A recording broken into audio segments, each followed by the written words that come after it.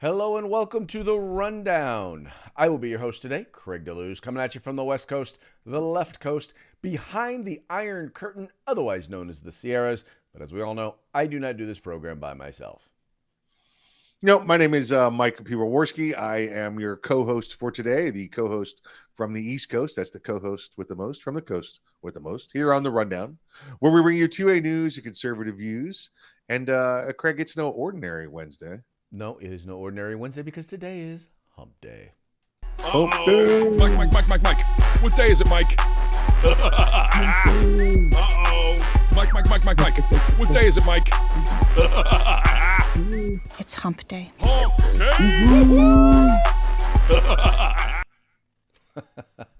Gotta Good love stuff. Hump Day. Good stuff right here on Hump Day. Yes, sir. Any special plans to get you through the remainder of the week? It's been a long week so far. It was a long weekend. It's going to be a long weekend coming up. So I don't know if I have anything to fall back on to relax. I don't know. I have no idea. So Other than yard work, I really have nothing constructive planned for this weekend, which is a good thing. that's good. That's good. I can tell you today, I've just decided right now, I'm sitting here with you for dinner. I'm going to go get tacos. The tacos yesterday were so good for lunch. I'm going to go get them for dinner. Taco Wednesday. Is that like leftover tacos? No, I mean, well, they might be left over there. They weren't left over here. I'm New gonna to you. Head back to the restaurant and go get me some tacos. That sounds good. Actually, And by restaurant, I mean some food tri-tip truck on the with no grill. wheels. When I say restaurant, I mean food truck with no wheels on the side of the road. That's where I get my tacos. Excellent. Yep. Hey, folks, do us a favor. Now that the program is just getting started, do us a favor. Share right now. Let folks know what you're watching right now. Just go ahead and click that share button, whether you're watching us on Facebook or whether you're watching us on YouTube or OpsLens or you're watching us on Spotify or you're listening to us on any number of platforms where you get your podcast. Please make sure to share it. Let folks know this is the place to get your 2A news and conservative views and, hang out with the fellas. Just do us that favor. Come say hey. Come say hey. All right, let's go ahead and get right into it, shall we? Yes. This first story I found, irony, I think, is the best way to describe this first story about MSNBC because apparently the folks over at MSNBC are worried now that Elon Musk is owning and running Twitter and is taking it private. There's a host over there at MSNBC who appears to be worried that, there's going to be a suppression of political opinions, candidate bans, now that Elon Musk is in charge of Twitter. Now, Mike, I might be confused because, I do have a conservative bent. I might be somewhat biased, but isn't that exactly what was happening under the old regime over there at Twitter?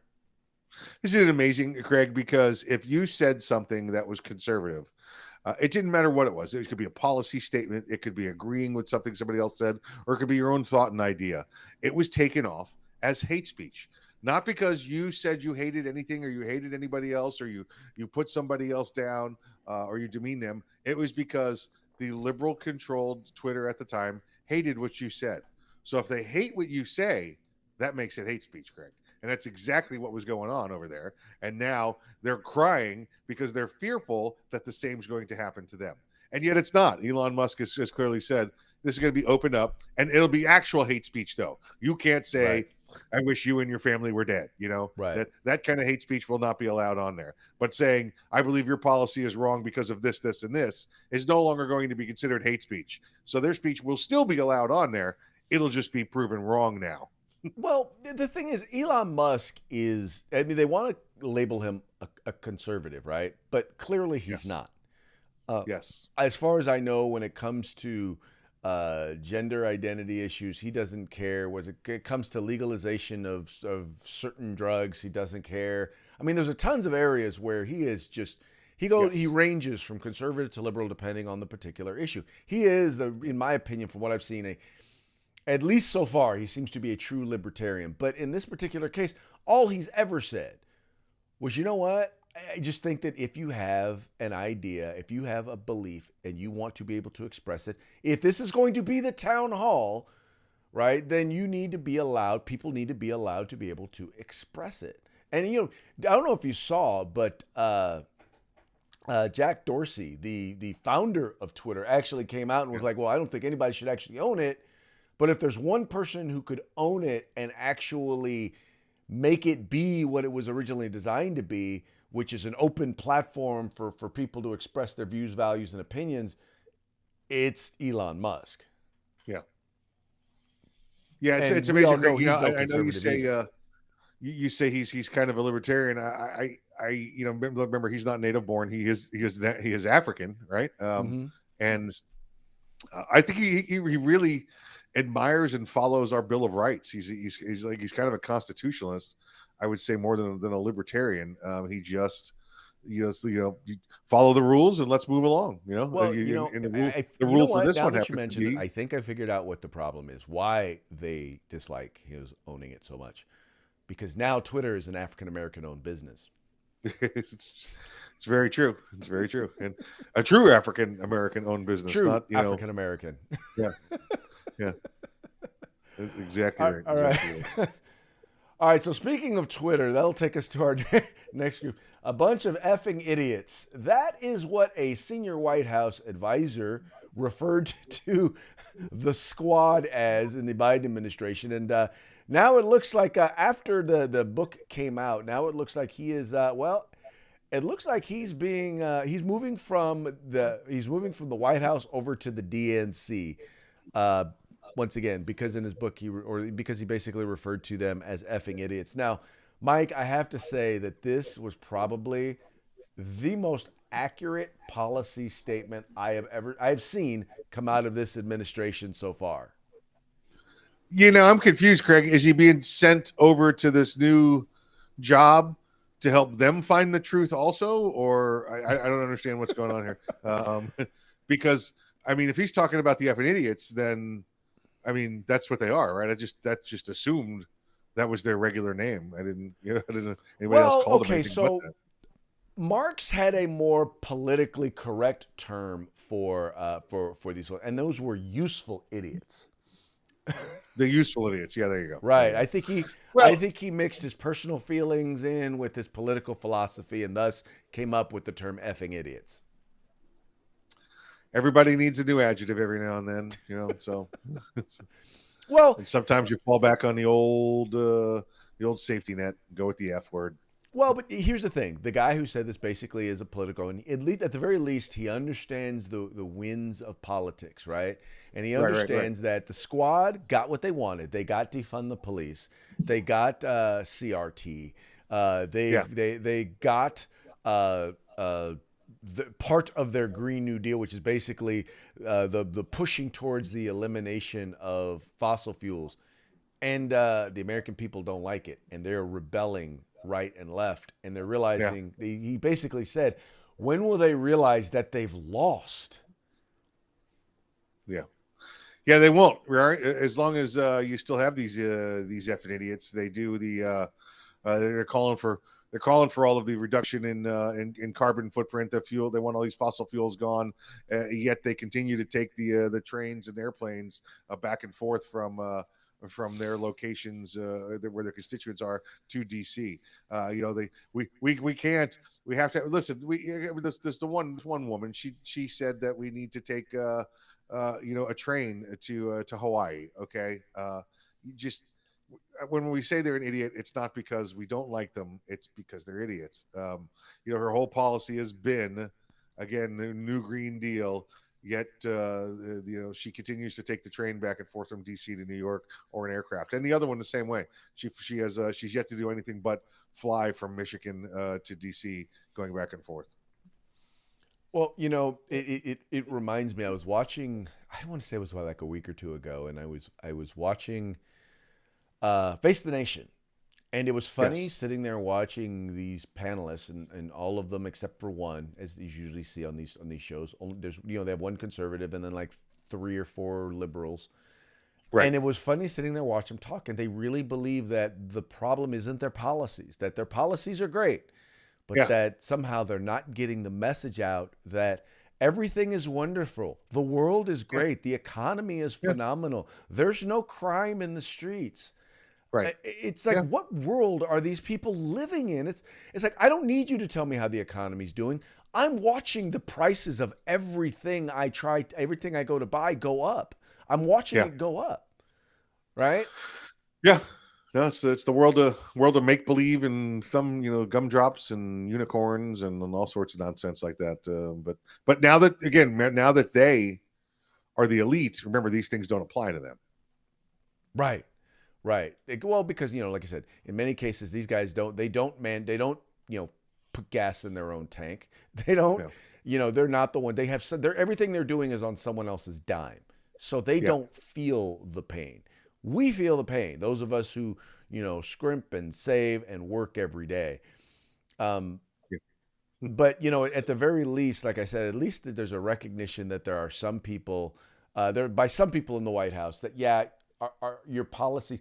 Let me clarify. They believe that their policies aren't working because the American people aren't buying it, right? Because the American people aren't buying their messaging. But the reality is, people aren't buying it because their policies aren't working. But at least they're recognizing that, hey, they've got to change their policies. I think that these ones really think that their policies aren't working because the conservatives and the Republicans are sabotaging them and blocking them. They think that their plans are 100% perfect, Craig. They just think that there's, us ne'er-do-wells out here that are stopping them. Dude, it's the funniest thing. So we had this conversation with some folks at our dojo yesterday. And I'm like, think about this. Think about a fact like California, right? Or any major city you think of, or any blue state. Democrats have been in control for decades, if not generations, right? In California, literally, you are represented in most major cities by Democrats from school board all the way up to President of the United States. They run everything. Yep. And yet and still in these very same communities, you have the highest crime rates. You have the highest unemployment. You have the worst schools. You have the highest pregnancy. You have the most violent. Everything, by every measure of quality of society, things are bad. They're the worst. And they have not gotten any better under Democrat control. And at a certain point, ideology aside, you have to ask yourself, look, if it ain't worked in the past, why does electing somebody else who says they're going to do the same exact thing going to make any difference going into the future?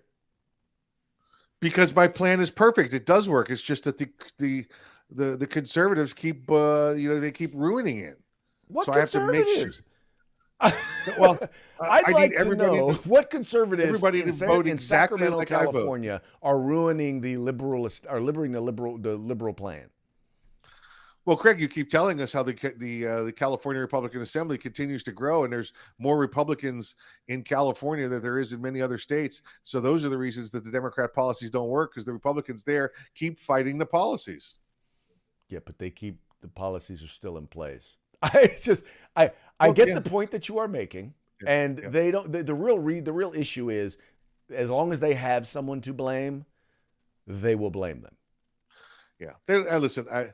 They think their policies are going to work. Listen, at least these idiots do. But then we know that there's plenty of others out there that create these policies just to keep this perpetual motion engine of government going, so they can continue to get paid and put lobbyist money in their pocket. If you honestly think Nancy Pelosi or any else of the liberal elite gives a crap about you, they don't.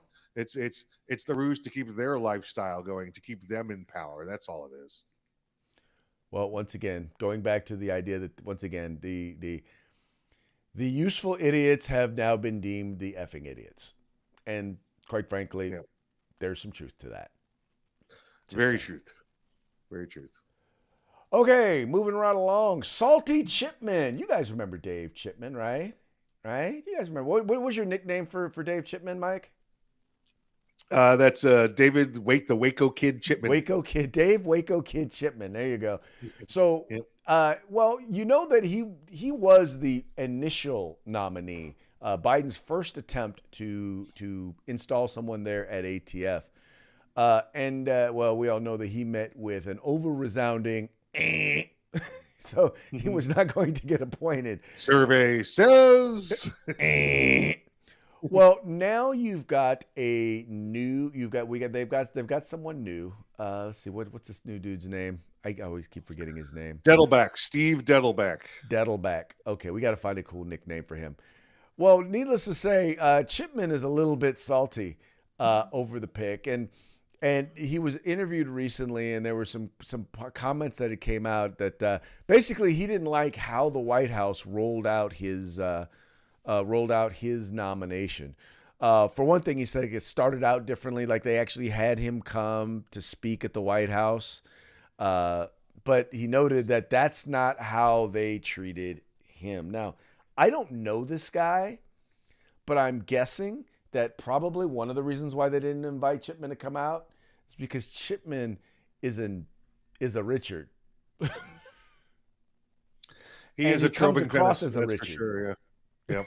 Yeah, he's a guy that's done too nice, and he thinks this is another one of the power elites, and all visions his are correct when it comes to handling firearms. And I do have my Steve Dettelback nickname standing by and ready to go for the first real news story with him. And I know exactly, I think, what the first real news story will be with him. It's up to you, Craig. You want to roll the dice? You want to know what it is now, or you want to wait till later? Oh, let's go for it, man. Let's start. Let's put it into play. Okay, we know that Steve Dettelback was appointed as a U.S. attorney under Obama in Ohio, and then after finishing a term there, he went on and ran for attorney general in Ohio, and went on and talked about all of the bad things for guns, and guns have to go, and guns are horrible, and guns are bad. I believe when he finally gets up there, he's going to say things like, well, listen, I made those comments because I was running for the state attorney general, and I had to say those things as a state attorney general. Those were my personal opinion was applicable then. However, my personal opinion is not applicable running for this or being nominated for this federal office, which will thereby give him the nickname Steve Walk It Back Dettelback. Walk it back, Dettelback. Okay, you were starting to worry me there for a little bit. I was like, okay, should I cut in and make sure this isn't like TVMA? Get the dump button ready. Get the dump button ready. Beep. Walk it back, Dettelback. That's exactly. You know what? That is wholly accurate. How long did it take you to come up with that one? Oh, when you mentioned it about 20 seconds ago, I came up with it. The creative juices continue to flow, continue to amaze. Is that where my seats went? I think you're right. I think he's gonna be able to walk that back. And I think one of the significant differences here is Chipman is not going to be able to walk that back. The things that he's done and the things that he said were not. There was no way he could turn around and say that. I'm not going to do these things. He already said that these are the things the administration should be doing, and that he wanted to do once he got in there. You don't unring that bell. At least this guy has Dettelback has the thing of, well, I was running for office, and political rhetoric and yada yada yada is what you do when you're running for office. But if he understands the role of the director of ATF, then and he's at the very least willing to communicate that in a Senate Judiciary hearing, then there's a chance he'll get appointed. Yep, exactly right. Agreed. So anyway, hopefully that the same concerns from folks that they had about Chipman will continue to keep this guy from getting in there. It's great to watch this guy. Listen, his imploding like this, Craig, just makes it even worse for Dettelback. So it's just. Well, what's even funnier is that now he's talking bad about the administration, and keep in mind these are the folks that he's trying to lobby as an attorney as a lobbyist for Giffords. So all he's doing is making enemies, which I like. Exactly. And it's, by the way, it's petty and it's personal. Yes. So that's even better, because we all know nobody does petty and personal like politicians, but especially liberal politicians. Very true. Very true.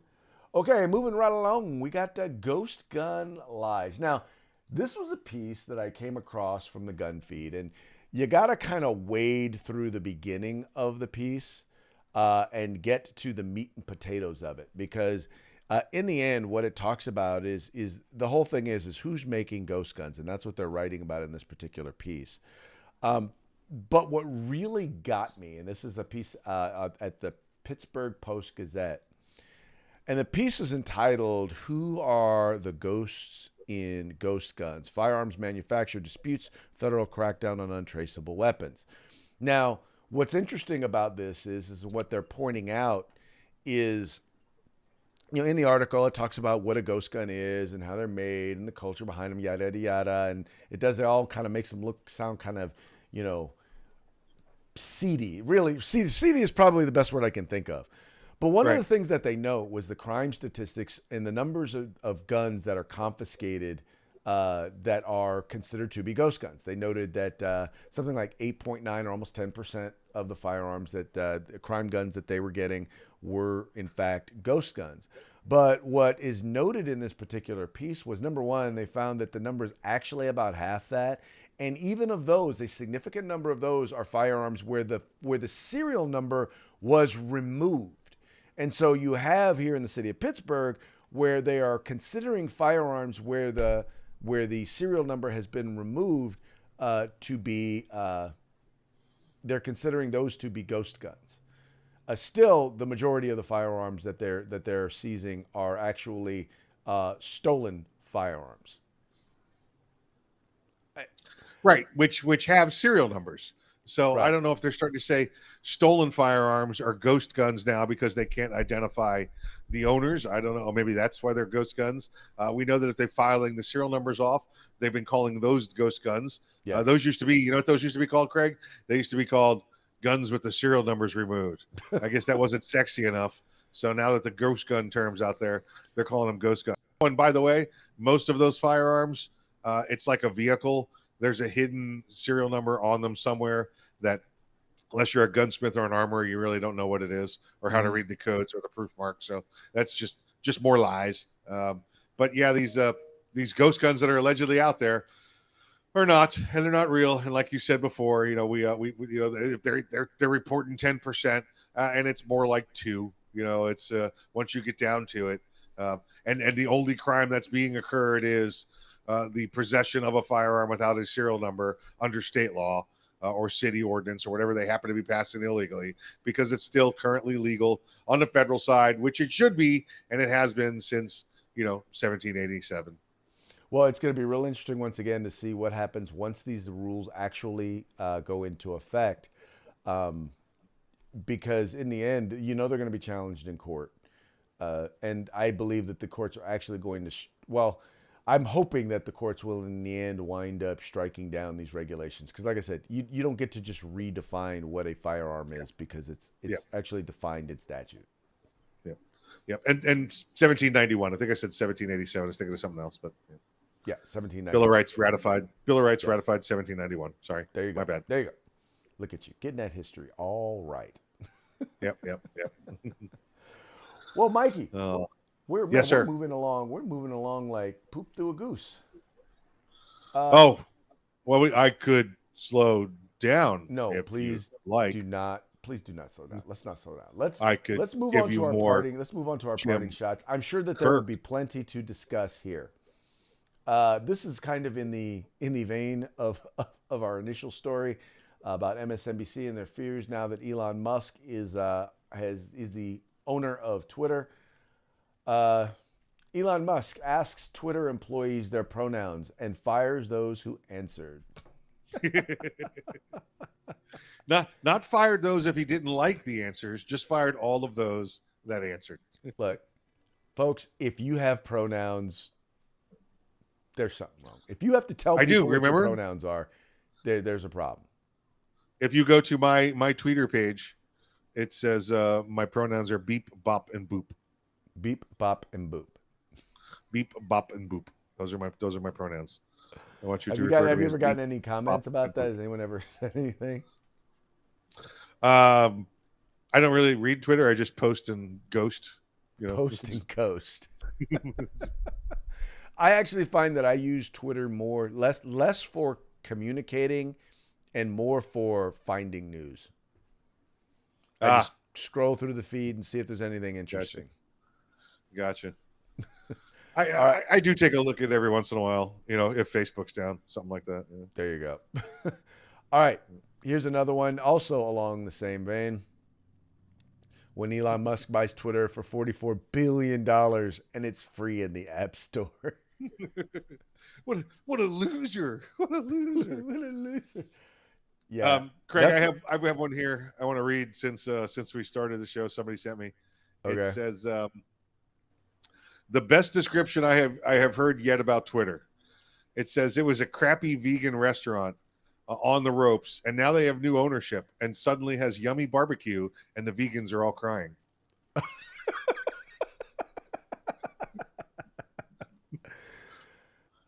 But they still, here's the thing that they don't understand is they still have barbecued, vegetables. Yeah, you could still get your vegan stuff. It's just now you got to sit next to the guy having a plate of ribs. Exactly. Yeah. Yeah. That's Well, it. but that's the whole argument is like they don't want any speech that they don't like. And they consider any speech that they don't like to be hate speech. Well, no, that's not what hate speech is. You still there, Mikey? Or are you looking for another meme? No, I'm here. Your Skynet computer took mine over again. I'm sorry, my Skynet overlords. See, Mike is always accusing my computer of changing the settings on his computer. I don't know exactly how that works, but I'm gonna just, I'm gonna let him make his accusations because he likes play. I can't blame him because that would be the typical blaming the white man for every problem. Folks, have you ever you had worked remotely and you allow your IT guy to come in over your computer, you sign into whatever program it is and you watch their mouse come in and do things on your computer. Yeah, that's what happens for the 35 minutes a day Craig and I are together. I can sit back and watch the settings on my computer change. And I do online and video with dozens of people throughout the week, and it only happens when Craig's computer takes over. Now, listen, he fails to tell you, he ordered some giant super Wuhan computer about a year ago, and it finally showed up, and now it just does whatever it wants. That I gotta say that is true because that never happened with the old computer. Now we had a lot of other that's right funky things that happened with that one, but yeah, I guess my Wuhan red Chinese Apple MacBook Pro is just beating up on your little machine over there. Like, you will submit to that. Yeah. But it's like a 2024 Omicron variant D computer or something like that. It doesn't. Hey, listen, I'm not lying. Every time we sign on, he's got to go back in and change his own sound settings. Guess who changed them when he shut it down? Not Craig. The computer changes stuff on its own. Well, I don't know what to tell me. I'm lying. Tell me you got to change your sound settings every time. I don't have to change them every time. I have to check them every time. I don't have to reset them every time. Check them and turn them on. There you go. This is how the program. Every time Craig and I join each other in the morning, this is what I get from Craig.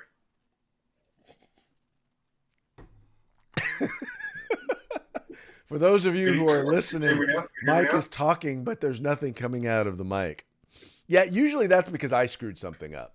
See, for different programs that I do, I have to do different settings, and I usually wind up screwing it up.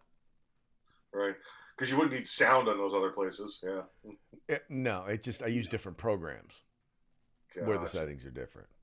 But anyway, shout out to our sponsors, sir. Let's say our good friends at Guerrilla Machining, Grid Defense, and of course the fine folks at the California Republican Assembly. Also, special shout out to Skynet. Remember, we were the ones that helped proliferate. So exactly. When you go to take over, just know we were on your side. Yeah, that's right.